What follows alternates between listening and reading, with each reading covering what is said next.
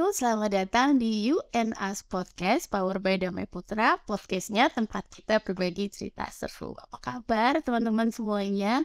Mungkin belum telat ya, mumpung masih awal-awal tahun, selamat tahun baru. Nah, kalau kita bicara tahun baru, mumpung masih Februari nih, tengah-tengah gitu. Masih boleh dong punya resolusi-resolusi baru ya, misalnya pengen resolusi baru. Nah, salah satunya sebetulnya yang menarik, yang setiap tahun itu selalu menjadi topik yang sangat panas, bukan panas sih, topik yang menantang gitu ya, bagaimana salah satu resolusi tahun baru ini adalah punya gaya hidup zero waste alias zero waste lifestyle. Nah, kalau bicara soal zero waste lifestyle, mungkin sebagian besar orang ya yang saya tahu gitu ya menganggap ini sebuah gaya hidup kayaknya kok sophisticated banget gitu ya. Kita bicara gaya hidup eco living, di mana kita bisa melakukan semua prinsip-prinsip zero waste living seperti reuse, recycle.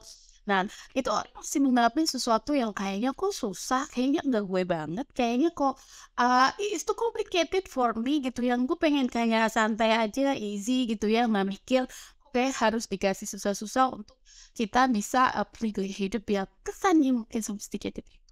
Cuma sebetulnya ya, saya juga yakin bahwa teman-teman juga tahu bahwa kalau kita bicara mengenai zero waste living itu sebetulnya actually nggak cuma bicara soal sampah plastik yang katanya nih betul nggak sih gitu katanya Kementerian Lingkungan Hidup dan Kehutanan itu tahun 2021 itu ada sekitar 68,5 juta ton sampah gitu ya, dan itu 17%-nya sekitar 11,6 juta ton sampah itu adalah plastik. Tapi sebetulnya kita nggak cuma bicara soal sampah plastik ya. Kalau kita bicara zero waste lifestyle itu sebetulnya banyak banget hal-hal yang bisa kita lakukan nih. Kita mungkin kalau bahasanya nggak usah nyalahin sampah plastik atau barang sekali pakai, tapi lebih daripada sekedar pemakaian plastik gitu ya dalam kehidupan sehari-hari, tapi banyak sekali cerita-cerita atau inspirasi bagaimana menjalankan gaya hidup zero waste itu. Nah, hari ini saya udah bersama satu narasumber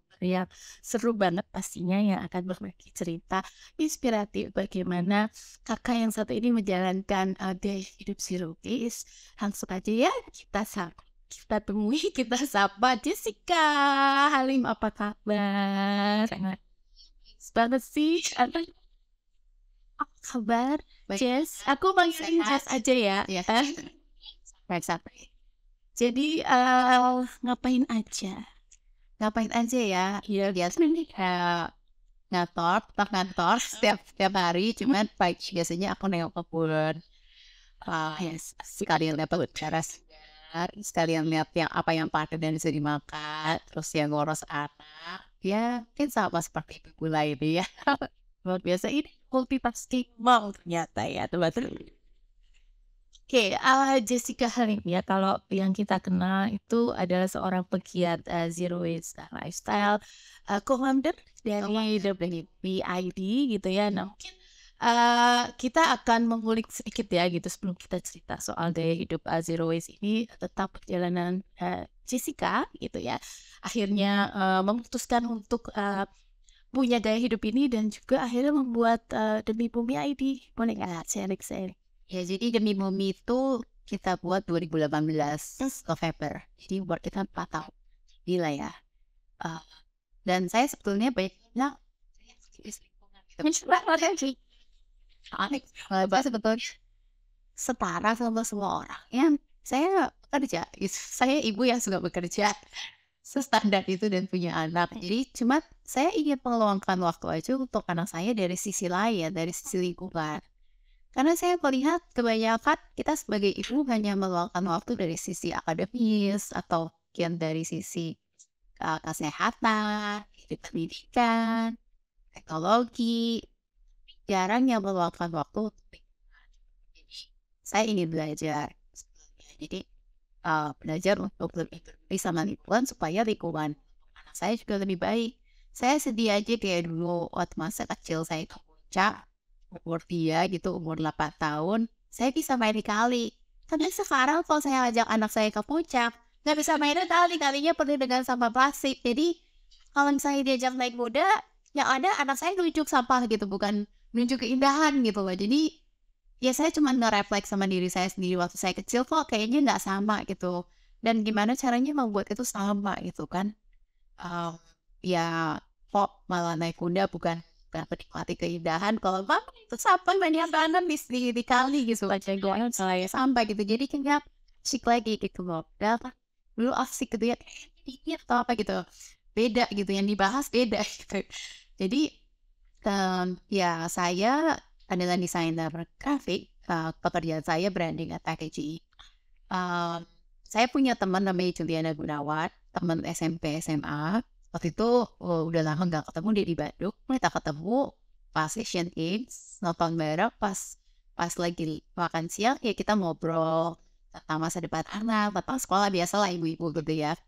Terus, dari situ terus akhirnya saya sharing, Jul tahu nggak, lu bisa ngurangin nggak cuma bawa tote bag tuh doang gitu, kresek gitu, tapi juga dalamnya, saya bilang gitu. Saya mulai suka bawa jaring yang ada di rumah, jaring stationery yang aja.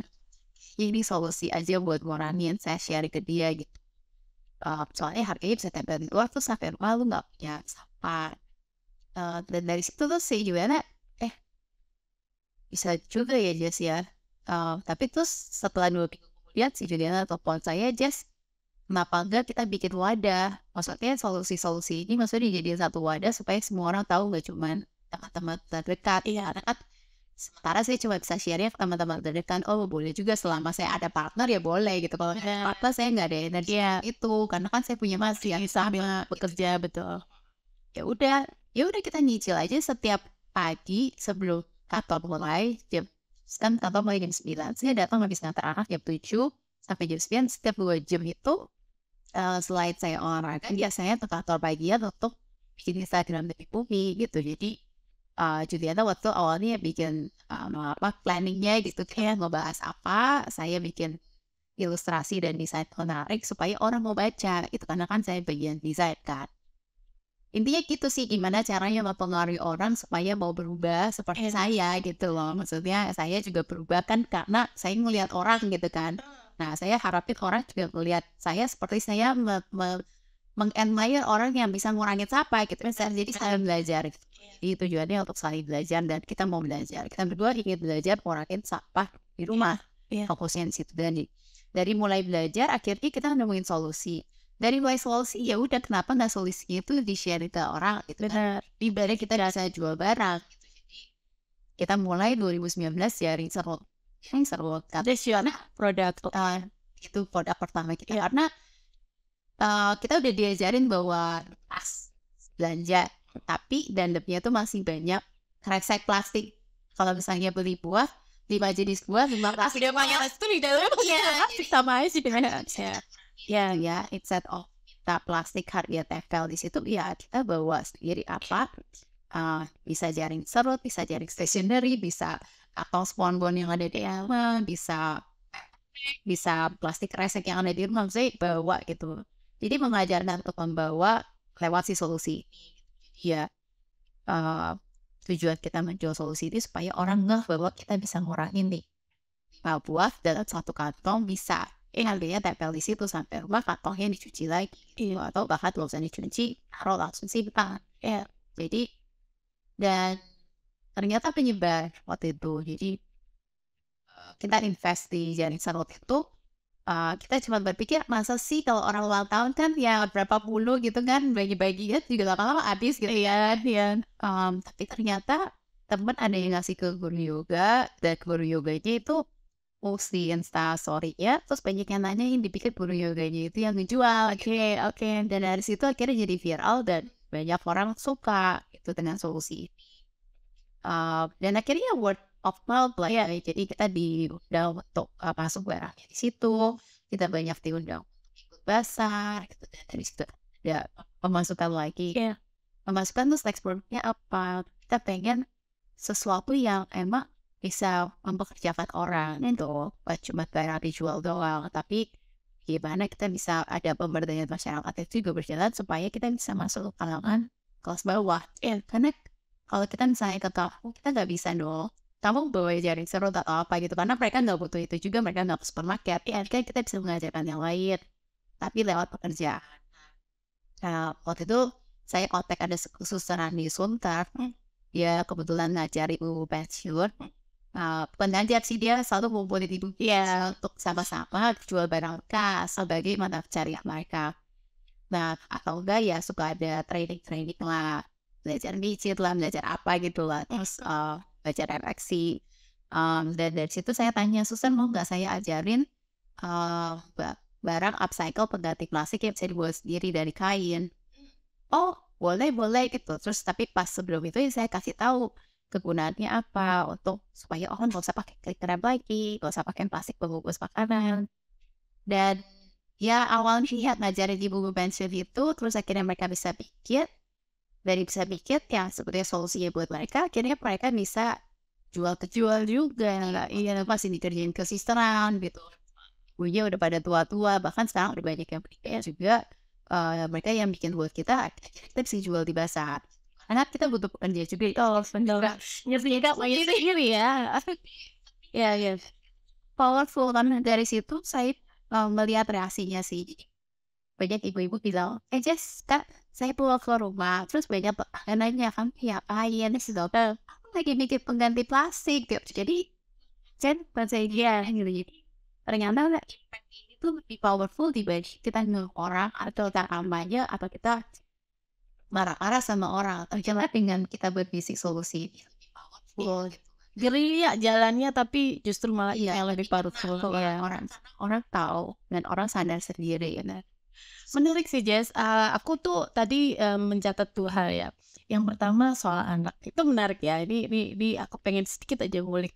Kita soal sebagai sama-sama gitu ya seorang ibu ya, dan juga mungkin teman-teman yang sudah jadi seorang ibu gitu kan, kita biasanya sama anak ini fokusnya kan hanya tadi gitu ya, akademis, kemudian juga apa ekstrakurikuler gitu ya, apa teknologi dan lain sebagainya, tadi menarik itu. Tapi kadang kita lupa sama nama lingkungan. Sama sebetulnya juga tadi poin kedua yang aku tertarik adalah mengenai memulai gerakan ini sebetulnya itu secara sadar berangkat dari apa yang kita rasakan dan apa yang kita lihat gitu. Nah, sebetulnya gerakan-gerakan semacam ini tuh gerakan-gerakan yang menurut saya yang datangnya itu tuh start dari organik ini sebetulnya yang menarik. Karena apa?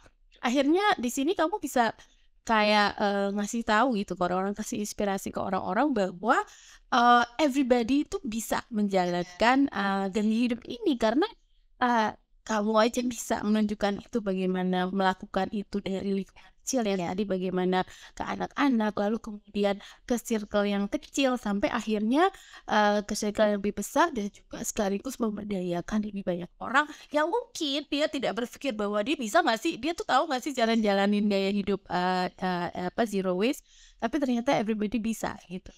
Nah, ini sebetulnya yang menarik. Nah, yang pengen aku tanyakan sebetulnya bagaimana sih kita just ya memberi inspirasi sama tadi partnernya gitu, bahwa semua orang ini tuh bisa untuk menjalani gaya hidup yang mungkin kesannya kok kayak mewah dan sophisticated.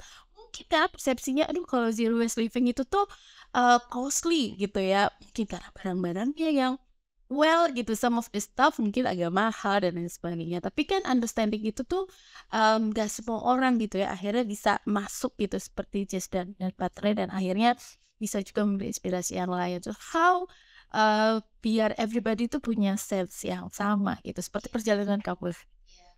Kita sih selalu jalannya santai aja sih. Jadi emang mungkin karena kita punya pekerjaan lain gitu ya, maksudnya jadi kita waktu itu awalnya melihat ini sebagai sampingan, jadi jalanin santai aja, Hobi dulu ya. just let it flow aja gitu. Karena emang tujuannya kan buat kita belajar, along the way kita belajar, ini juga jalan gitu. Tapi lama-lama makan waktu kita juga. Akhirnya 100% kita di hobi juga.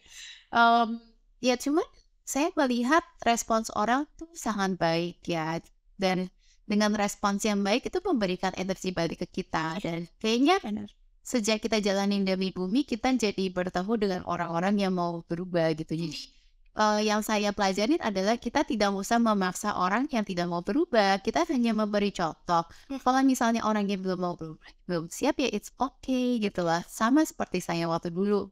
Saya ingat dulu waktu saya ke Myanmar, sebelum kita menciptakan Peace White Food Trap ini, pembungkus makanan dan berlapis lebah dari bahan kain ini, saya pas jalan ke Myanmar tuh kayak 2 tahun sebelum kita jalan ke PBB, saya cuma bawa tablet dan tote bag doang gitu untuk ngurangin sampah. Cuma suka lah datang ke toko-toko recycle gitu, suka admire yang menang itu gitu. Jadi suka pegang-pegang. Terus ada biskuit trap ini apa sih, lengket-lengket nggak jelas banget. Hak buat bungkus makanan, aneh banget gitu. Sebasic itu. Tapi baru sadar 2 tahun kemudian saya nyari apa ya pengganti cling wrap. Kenapa semua makanan harus dibungkus plastik? Habis itu dibuang. Terus kita beli satu roll itu banyak banget. Nggak bisa dicuci juga. Itu kan plastik.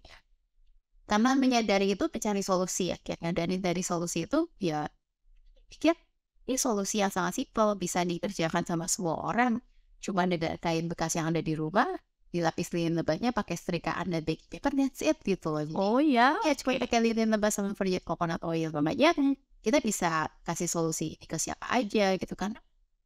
Tujuan kita menjual kan kita memberikan solusi, tapi banyak orang yang oke yang malas bikin bisa beli, ada yang mau bikin bisa bikin sendiri, bahkan bisa jual. Jadi ya sejak kita banyak kasih workshop gratis kan, banyak akhirnya dijual online tuh, orang jual biskuit food trap. Nah, jadi padahal jual tuh kan cuma orang-orang luar dan harganya berkelas ya. Jadi ya itu yang kita terapin sih. Ketika kita jual barang, kita juga kasih solusi secara gratis. Inspire orang juga kita tuh banyak orang yang malas itu beli ya udah beli gitu, tapi banyak orang yang rajin kok bikin silakan bikin gitu. Jadi kita tapin kedua solusi itu gitu. Dan makanya hidup sustainable juga nggak bisa dibuat ya bisa dibikin sendiri gitu ya, bisa dibikin sendiri kalau misalnya aku mau gitu ya kan, kemauan diri kita masing-masing ya. Bawa tumbler dia pakai wadah aja yang ada, pakai wadah sirup juga bisa kan gitu, botol sirup yang ada di tumbler juga bisa, nggak mesti fancy atau mahal gitu kan. Intinya kita bawa wadah minuman, wadah makanan, itu banyak mengurangi sampah. Terus kayak misalnya mungkin kita berpikir men's pad, soalnya men's pad kain ya masa wanita menstruasi itu kan kita menyumbang sampah sekali pakai pembalut banyak banget ya, 11.000 plastik yang dibuat yang dibuang hanya untuk pembalut loh per wanita. Waduh, 11.000 plastik dari pembalut itu bisa tadi ya, makanya jadi 11 juta ton tadi bisa menstruasi banyak banget. Betul. Dan nggak ada pengolahannya. Iya, pop balut betul ada pengolahan ya. Solusi ada, kayak kita kalau misalnya waktu mau melahirkan kita udah siap-siap, ada popok yang bisa dicuci, ada solusinya. Balik lagi mau nyuci atau enggak kayak, tapi baliknya tetap saya mau nyapa atau enggak. Kalau saya nggak mau nyapa ya saya lihat cuci gitu kan. Tapi dengan kayak itu kita nggak usah beli popok lagi, sama maksudnya nggak usah beli men's pad lagi gitu, kita coba beli sekali 5 tahun nggak usah berlian gitu. Dan impact juga ke kesehatan kita sebetulnya. Right. Kita pakai plastik sama aja masker karena terbuat dari plastik ya. Bikin jerawatan. Dia kan banyak yang orang mulai jerawatan. Iya, sejak pandemi gitu kan. But sama aja gitu. Itu bahannya plastik. 55-95% itu plastik. Kita pakai ya buat menstruasi. Itu kan lembab. Makanya banyak menimbulkan penyakit baru lah, iritasi segala macam. Karena kita nggak sadar, kita berpikir itu hormon atau kita berpikir kita nggak bersih gitu. Ya, ternyata sebetulnya kita tahu ya.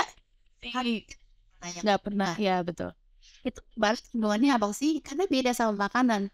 Kalau makanan kan ditulis intinya ya. Kalau lebih nanya, tapi lebih cari tahu ya. Itu ingredient listnya terbuat dari berapa persen plastik. Ada parfum, ada kuahnya, ya ada lemak kimia yang ada di dalam yang sentuhan dengan badan kita. Iya. Nah, ini nih makanya artinya kan begini aja, perjalanan setiap orang itu artinya akan menjadi berbeda-beda ya. Kalau orang menganggap itu sesuatu yang fancy gitu ya, sesuatu yang sophisticated, karena ya mereka tidak mau melihat bagaimana akhirnya setiap orang itu bisa berproses dengan waktunya masing-masing gitu ya, dengan cara yang paling mudah dia lakukan gitu. Sebetulnya kan artinya prinsipnya yang penting dia tahu dan mau dulu gitu kan. Karena sebetulnya everybody itu bisa melakukan itu. Tadi menarik juga barusan yang kamu bilang kembali ke akar gitu ya. sebetulnya kan gaya hidup apa ya? Kalau ada quote bilang kan sebetulnya yang mahal itu kan gengsi ya. Apa gaya hidup itu yang mahal gengsi gitu. Jadi kadang-kadang kan sebetulnya kita suka lupa bahwa being apa sederhana itu sebetulnya itu paling paling gampang dan paling murah, artinya mengembalikan semuanya tuh ke root gitu ya. Jadi sebetulnya prinsip-prinsip zero waste living itu kan nanti mengembalikan semua ke akarnya gitu. Nah, tapi kan kadang-kadang nih ini misalnya ya, kita kan bicara corporation maupun individual lah gitu ya. Di perusahaan itu juga salah satu value dari Damai Putra Group kan juga sustainability ya, di mana bagaimana kita menyeimbangkan antara people, profit dan apa planet gitu ya, which is the environment gitu. Nah, terus kemudian juga kita di rumah gitu ya, scope work apa namanya kita bisa gimana nih kita bisa meminimalisasi sampah gitu ya, rumah tangga dan lain sebagainya. Tapi kan sebetulnya eh jangan berpikir bahwa solusinya tuh harus sesuatu yang susah gitu ya. Tapi dimulai dari apa yang ada yang penting tahu dan nah, ada nggak gitu tips gitu dari Jessica, terutama mungkin kita bicara mungkin ada 2 lingkungan gitu ya. Kalau kita sebagai khususnya ibu kerja atau yang kebetulan juga masih bekerja dan juga apa bisa mulai gitu menerapkan zero waste lifestyle ini, kalau di lingkungan rumah hal apa sih yang paling sederhana yang bisa dilakukan? Dan misalnya yang kedua adalah di lingkungan ruang kerja atau kantor, apa sih itu? Eee mungkin kita nggak usah bicara teori prinsip-prinsip zero waste ya, Gaya, takutnya nanti terlalu dalam dan kita bisa panjang nanti obrolan, tapi sederhana aja gitu. Bagaimana biar orang tahu dia mau Kunci utamanya itu mulai sebenarnya milah sampah. milah sampah. Karena dengan kita milah, kita tahu sampah kita apa. Kalau kita nggak milah, kita nggak pernah tahu sampah kita apa dan kita nggak pernah mau ngurangin. Males ya, sukanya diblok kita dia. Dan kalau misalnya lihat sampahnya cuma satu, berarti kita udah malas. Gitu. Jadi kalau di rumah saya dulu pengalaman saya tempat sampahnya cuma satu, tuh saya bilang ya di belakang saya yang capek. Iya. Kedua gitu kita mau kerja asik belajar. Kalau gitu ya saya taruh aja di depan tilangannya. Jadi di dekat ruangan makan saya udah ada 5 kategori, kertas sendiri, plastik sendiri, kaca kaleng saya gabung jadi satu karena itu pemakaian dikit. Terus apa masker sendiri, masker medis kan ada sekarang karena ada pengolahannya. Terus organik sendiri. Nah dengan kategori ini tuh udah membuat sistem untuk semua orang yang datang ke rumah, baik keluarga sendiri maupun orang lain gitu. Jadi begitu mereka nyampe, ini masuk mana ya Jess gitu, at least mereka gitu atau enggak mereka tinggal lihat ke bodinya kalau mereka nggak tahu kayak tisu kadang-kadang orang nggak tahu tuh masuk mana ya Jess ini organik apa enggak ya gitu dan residunya. Solusi saya di rumah karena saya punya tisu kain tapi kalau ada tamu kan kita harus sediakannya sekali ya juga saya pakai tisu bambu yang unbleached makanya itu masuk ke organ karena saya masukin jadi kompos juga sosial. Kalau saya pakai tisunya yang putih itu kan ada bleachingnya atau klorinnya jadi kita nggak bisa fokus itu gitu karena saya pakai sebagai kebun ya jadi yang organik itu nanti saya olah dengan komposter. Jadi di belakang dapur itu ada komposter kayak ember yang ada saringannya, ada kerannya. Dimasukin situ, sampingnya daun kering yang saya ambil dari tukang sapu yang jalan saya selalu minta. Itu pokoknya sampah organik terus langsung kasih daun kering terus langsung semprotin bioactivator dari air rendaman beras. Kita selalu pakai beras, bahkan nasi. Saya nggak perlu beli sebetulnya ya. Jadi semprotin doang untuk melembabkan. Iya lebih cepat, benar, lebih cepat menusuk ya. Siram ke tanah langsung seperti pupuk itu banyak banget dari sampah rumah kita yang organik gitu. Jadi kita sebenarnya gak usah beli pupuk kecuali kalau nggak punya ayam ya pakai pupuk kandang kambing yang kita suka beli gitu. Cuma perawatan kebun tuh semua dari sampahnya anak kita. Jadi yang aku sadarin dari sini sebenarnya Tuhan menciptakan makhluk hidup itu semuanya berguna. Yang udah dikeluarkan berguna lagi untuk alam gitu loh. Jadi yang kita makan itu pasti ada bijinya kita tanam lagi. Tapi sisanya ampas-ampasnya juga itu pupuk, betul perawatan tanaman gitu. Kimia, jadi semprot yang kimia. Jadi sebagian sampah organik kayak kulit buah, kulit sayur tuh saya selalu masukin ke freezer. saya kumpulin, saya bikin ekoenzim namanya. Itu sebagai pembersih pupuk anti hama. Jadi bahkan bisa untuk obat luka. Itu kalau udah yang tahap apa ya lebih fermentasi dengan gula arabido, gula merah atau gula molase gitu. Jadi saya bikin itu cuma didiamin 3 bulan. Jadi 1, 3, 10. 1 itu gula, 3 itu kulit buah atau sayur, 10 itu airnya. Masukin dalam wadah. Pada masa bulan pertama kita tutup setiap 2 minggu sekali. Karena dia mengeluarkan gas metana. Ya, nah ini gas metana ini nih. Ini nanti saya mau ngomongin nih tentang sampah organik. Jadi semua sampah organik kan menghasilkan gas pasti. Ya. Yang kita buang ke TPA itu menghasilkan gas metana, penyebab efek rumah kaca, panas bumi. Oke, jadi jangan berpikir sampah kita ini nggak bereaksi terhadap krisis iklim. Kalau kita nggak peduli, itu bereaksi. Apalagi yang organik. Kita berpikir itu terurai, padahal itu menghasilkan gas metana. Gitu. Dampaknya itu besar sekali. Nah, sama Pak. Jadi gas metana itu kita buat tutup itu selama sebulan, pas bulan pertama 2 minggu sekali. Nanti bulan 2 dan 3 didiamin selama 3 bulan. Itu namanya ekoenzim. Itu sebagai anti hama alami, sebagai pupuk, sebagai pembersih, jadi pembersih meja, pembersih kaca. Jadi nggak cuman sabun bisa berasal dari buah atau yang saya pakai buat, tapi sabun pembersih bisa berasal dari sampah organik. Itu keren nggak? Jadi kalau misalnya ternyata kalau kita mau mengerjakan kuncinya itu core untuk semuanya, core untuk solusi untuk penghematan itu.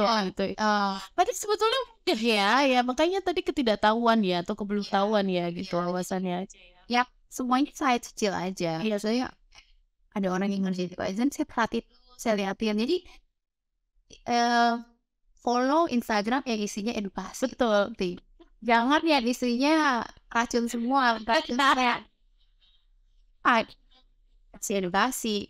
Walaupun kita belum it's okay, tapi udah masuk ke file. Kalau kita udah punya waktu, ya udah kita mulai. Gua mau tahun ini begini gitu. Gua mau tahun ini ngerjain ini juga ini gitu. Jadi kita ngomong sama diri kita. Kalau kita ngomong sama diri kita, pasti diri kita membuat itu terjadi. Itu sih. Dan itu yang aku rasain sih. Iya, kompost itu penting. Dengan komposter, ekoenzim, saya juga punya biopori. Biopori itu apa? Lubang yang dibuat. Jadi sisinya dari lubang tutup lubang. Jadi kan sampai binatang kan kalau buang kotoran dari lubang tutup lubang. Gitu. Gitu manusia. Wow, tak pakai plastik gitu loh. Jadi kita itu kalau hidup sama seperti mereka. Bandingkan ke tanah, apa yang berasal dari alam, bandingkan ke tanah. Dari lubang tutup lubang.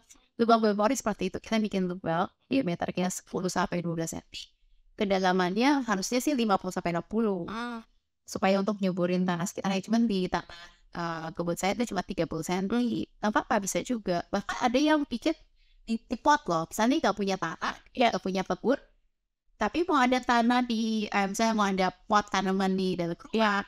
Nah itu bisa pakai pipa paralon, terus pinggir-pinggir pipa paralonnya dibolosin. Terus ada tutupnya. Nah ini ditanam di tanahnya, jadi tutupnya saya buat tutup. Dan itu sama langsung ke tanah langsung kayak gitu.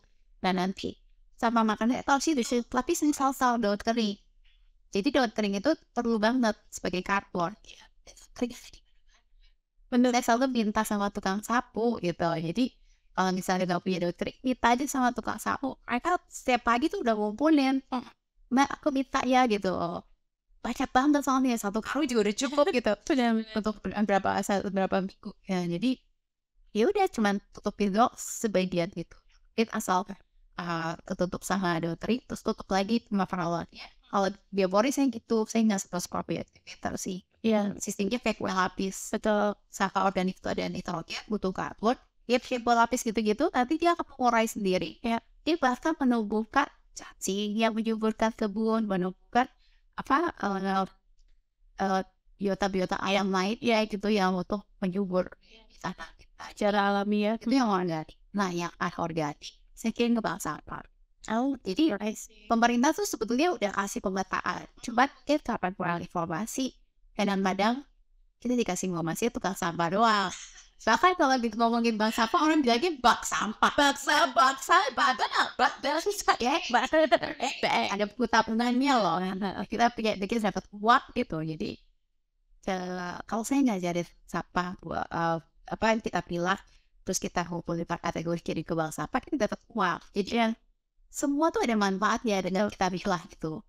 Manfaatnya berarti ke manusianya lagi lebih hemat, lebih nggak racunin alam, dan membantu negara kita ini bersih. Karena orang terpikir itu kan tugas pemerintah, itu kan tugas tukang sampah, itu kan tugas orang lain. Iya, orang beli kita ini apa banyak ya, atau orang lain ada circle kecilnya seperti masih ya biasa.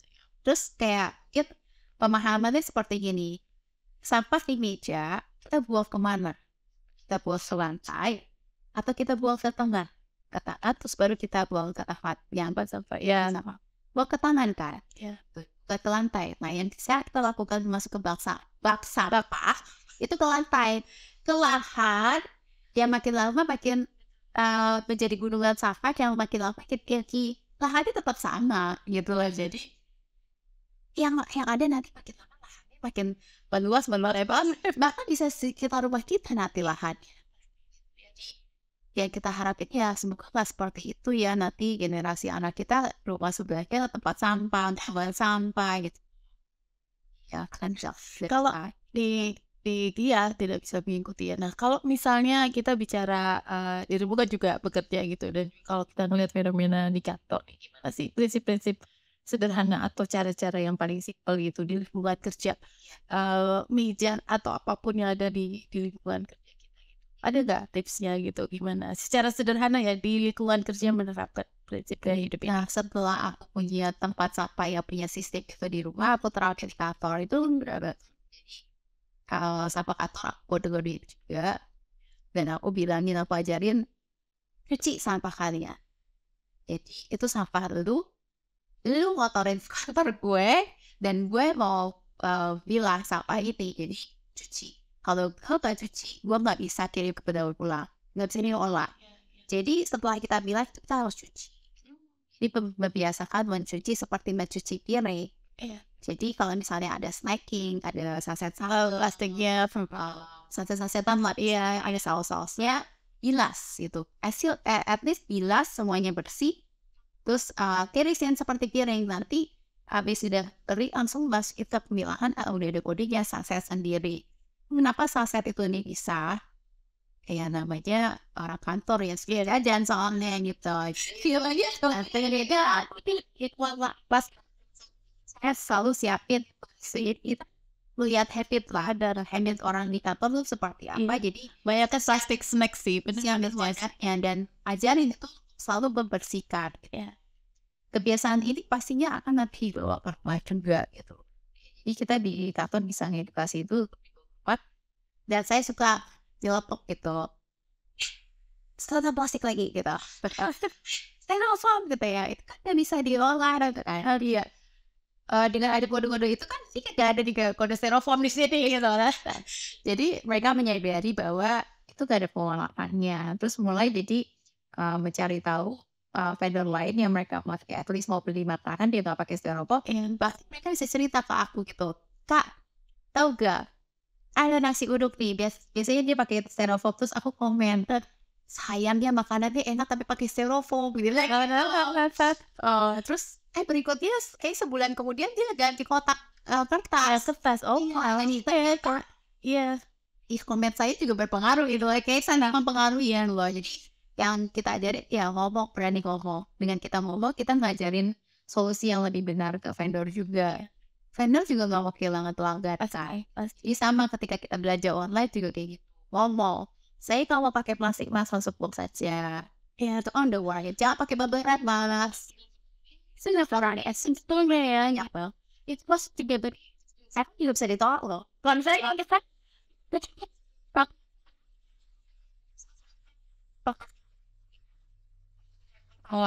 gitu. Yes. Juga ya, hal sederhana yang mungkin mostly hampir sudah dilakukan ya sama orang-orang pekerja kantoran, membawa tangga sendiri ya. Kalau kita gaji makanan di luar, sebawa dipastikan punya dispenser water dispenser. So kita memfasilitasi dan ngajarin semua pada waternya. Jadi mereka tinggal isi pulang. Itu udah ngurangin sampah banyak banget. Sama ya kita selalu ngajarin dengan usable straw gitu kan. Jadi walaupun mereka tiba pengen botol pila apa gitu, at least mereka udah nggak minta si strawnya lagi gitu. Jadi pelan-pelan ngurangin sih. eh itu sih, jadi kalau misalnya jajan, misalnya ada tukang gorengan di depan gitu ya, pakai piring aja yang dari standar gitu kan, langsung taruh situ buang. Iya, ya anything yang udah kita bisa kurangin lah. Iya. Ini emang sebetulnya sih kayak ya Jess gitu, cuman memang nggak mau aja gitu atau males aja gitu. Padahal sebetulnya hal-hal Belajar apa? Jadi dalam kehidupan itu ya emang harus ada polisi sampah sih. udah posisi sampai ya maksudnya dengan kayak memilah-milah itu this the way ngurangin anak-anak muda kecil udah Biasa kan. tetap percaya ya ini masalah habit ya gitu ya, suatu habit yang memang harus dimulai dari hal sederhana gitu yang mungkin kayak kita remehin tapi sebetulnya sikap-sikap yang kita didik dari awal seperti itu tuh buahnya mungkin nanti gitu. Dan mereka juga tanpa sadar akan bicara ke orang lain ya tadi seperti kata Bang dan akhirnya tanpa sadar mereka juga menginspirasi orang lain gitu deh ya mungkin kelihatannya semele gitu ya. Ini menarik sih kalau ngomongin soal gini bisa panjang gitu ya. Tapi memang tadi juga yang menarik juga poinnya adalah mengenai bagaimana orang itu melihat bahwa gaya hidup ini tuh gaya hidup yang sebetulnya bisa jadi kan dirimu melihat bahwa ini bisa jadi gaya hidup milik semua orang gitu ya. Nah, tinggal nanti prosesnya mungkin berbeda-beda, cara-caranya berbeda-beda sesuai apa yang mereka bisa lakukan duluan. Tapi sebetulnya kadang banyak cara-cara sederhana yang nggak kepikiran atau lupa atau nggak peduli itu tadi ya itu sebetulnya bisa dilakukan dimulai. Bayangkan tadi misalnya di lingkungan kerja itu baru satu ruangan misalnya gitu ya sampai dipilah-pilah, bayangkan itu satu kantor berapa lantai gitu ya, misalnya berapa gedung yang tersebut misalnya kalau dia punya berapa gedung, belum lagi sampah-sampah yang berkaitan sama operasional di kantor atau mungkin kalau kayak di perusahaan kan pasti ada bekas-bekas vinil-vinilnya spanduk gitu ya, vinil-vinilnya material billboard misalnya apa itu kan juga sebetulnya banyak bisa dan tadi dikasih sebuah siapa ya ke beberapa tadi dan kita juga sebetulnya bisa ikut di dalam apa ya ekosistem ini ya kan sebetulnya dan bisa membantu agar dia mulai.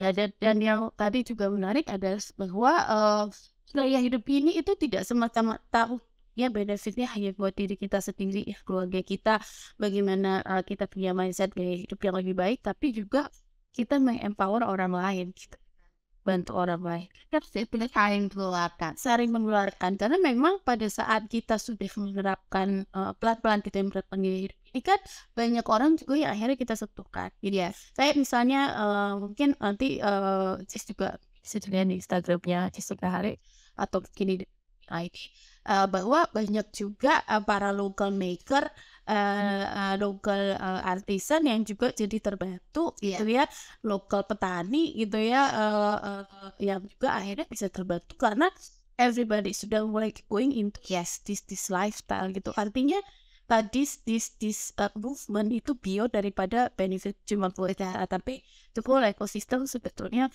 bisa saling support gitu ya.